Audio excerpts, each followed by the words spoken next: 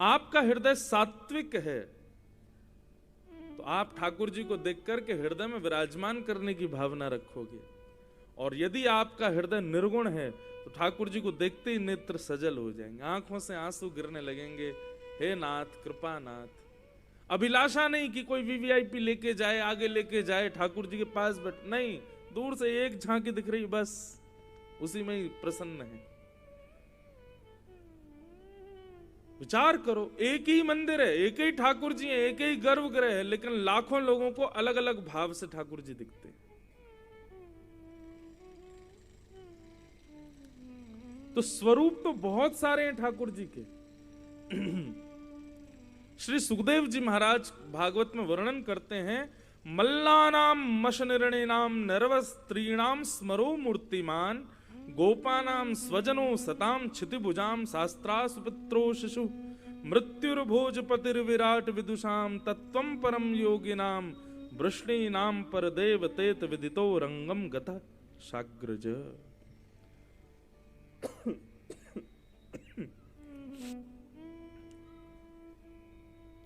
ठाकुर जी जब कंस के मथुरा में प्रवेश करते हैं तो वहां सुखदेव जी वर्णन करते हैं, सबको ठाकुर जी अलग अलग दिख रहे हैं। छोटे छोटे ऊधम मचाने वाले बालकों को ठाकुर जी दिख रहे हैं, ये भी ऊधम मचाएंगे हमारे साथ। कुमारी कन्याओं को भगवान अपने प्रियतम के रूप में दिख रहे हैं। बिना दांत वाले अम्मा बाबा को ठाकुर जी अपने नाती पोता के रूप में दिख रहे हैं। बड़े बड़े मल्लों को ठाकुर जी पहलवान के रूप में दिख रहे हैं। गायन वादन करने वाले गंधर्वों को ठाकुर जी गायक के रूप में दिख रहे हैं। और 50 सिड्डियों पर बैठे हुए महाराज कंस को अति सुंदर ठाकुर जी भयंकर काल के रूप में दिख रहे हैं। आई मेरी मौत, अब मुझे मारने आई।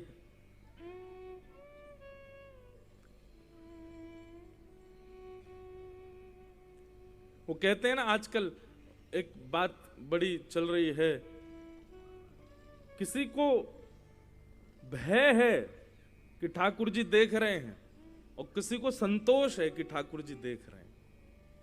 किसी को तो डर लग रहा है कि ठाकुर जी देख रहे हैं और मैं क्या कर रहा हूं, और किसी को ये प्रसन्नता है कि चलो कोई बात नहीं, कोई नजर ना कर रहा हो, ठाकुर जी तो देख रहे हैं। तो किसी के लिए भगवान भय के केंद्र बिंदु हैं, किसी के लिए भगवान कृपा के केंद्र बिंदु हैं, किसी के लिए भगवान एटीएम मशीन है, बस देते रहेंगे। ये तो इनसे बस मांगने का काम है और कोई काम नहीं है हनुमान जी का। जाकी रही भावना जैसे, कहने का अभिप्राय कितनी अच्छी बात है। ठाकुर जी का स्वयं का कोई श्रृंगार नहीं है, स्वयं का कोई स्वरूप नहीं है। आप जैसे हो वैसे आपके लिए ठाकुर जी।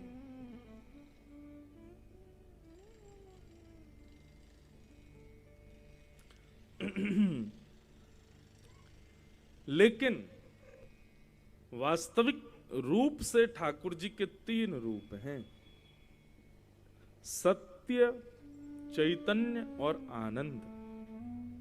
सबसे पहली बात, भगवान सत्य है। पूरा विश्व असत्य है, मिथ्या है, और इसका सबसे बड़ा प्रमाण क्या है कि ठाकुर जी सत्य हैं। आप सबसे छुपा लोगे अपने सत्य को, ठाकुर जी से नहीं छुपा सकते।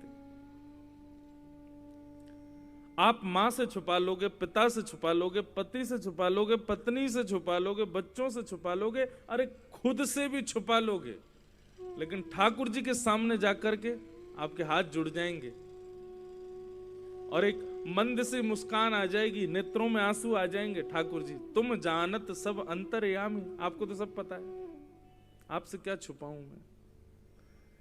ये दुनिया मेरी जय जयकार करती घूमती आगे पीछे, ये लोग मेरी प्रशंसा करते रहते हैं, लेकिन आप जानते मैं कितना खोखला हूं भीतर से नाथ। आपको सब सत्य पता है। जिसके सामने जाते ही सत्य छुपाना नहीं पड़ता, अपने आप प्रकट हो जाता, वो परम सत्य हैं ठाकुर जी। संसार मिथ्या क्यों है? क्यों शास्त्रों में संसार को मिथ्या कहा गया? लोग मेरे से प्रश्न, महाराज जी हम जिस दुनिया में रहते हैं उसी दुनिया की इतनी बुराई शास्त्रों में, हम जिन लोगों के बीच में रहते हैं उन मानवों की इतनी बुराई क्यों? ये मिथ्या है। क्यों? क्योंकि इनके आगे आने पर आप बनावटी हो जाते हो। अब हम भी बनावटी बन के तो बैठे हैं मंच पर। अगर वास्तविकता में कोई पूछ ले कि महाराज जी अभी आप बताओ स्पष्ट, कोई बुरा नहीं मानना, आपकी इच्छा क्या है इस वक्त? हमारा मन कर रहा है कि भाई कोई गद्दा बिछा दे, तकिया लगा दे, मोटा सा कंबल उड़ा दे, थोड़ा सर दबा दे, कोई दवाई दे दे, शरीर के थोड़े अंग प्रत्यंग ठीक हो जाएं, कोई भैया गरम गरम चाय पिला के सुला दे, ऐसी इच्छा है अभी तो। लेकिन यहाँ बन के कैसे बैठे हैं?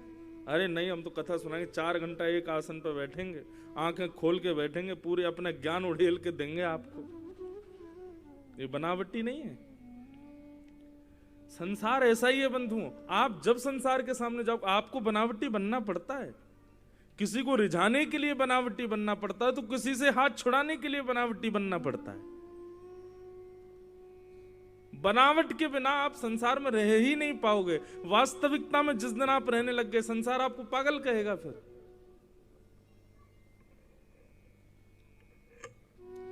इसलिए संसार मिथ्या है, क्योंकि यहां बिना बनावट के आप रह ही नहीं सकते। चाहे कोई संत हो, कोई फकीर हो, कोई बहुत बड़ा मंत्री हो, कोई बहुत बड़ा उद्योगपति हो, सब बनावटी, सब मिथ्या है, सब असत्य है। अपनी वास्तविकता में कोई भी नहीं, और रह भी नहीं पाओगे संसार में, इसलिए ये मिथ्या है। केवल ठाकुर जी ऐसे हैं जहां पर आप वास्तविक आते हो, जहां पर आप जो हो वैसे आते हो।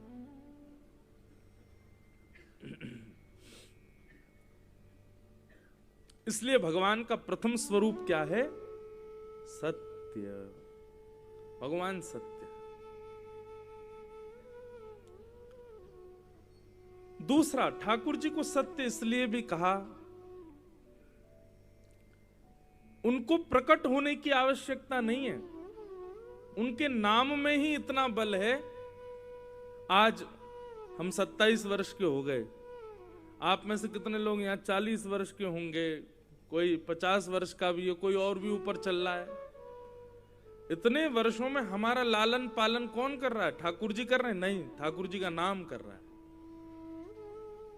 ठाकुर जी तो प्रत्यक्ष आए नहीं अभी तक, केवल उनका नाम हमारे पास है, उनका कीर्तन हमारे पास है। हनुमान चालीसा सबको याद है।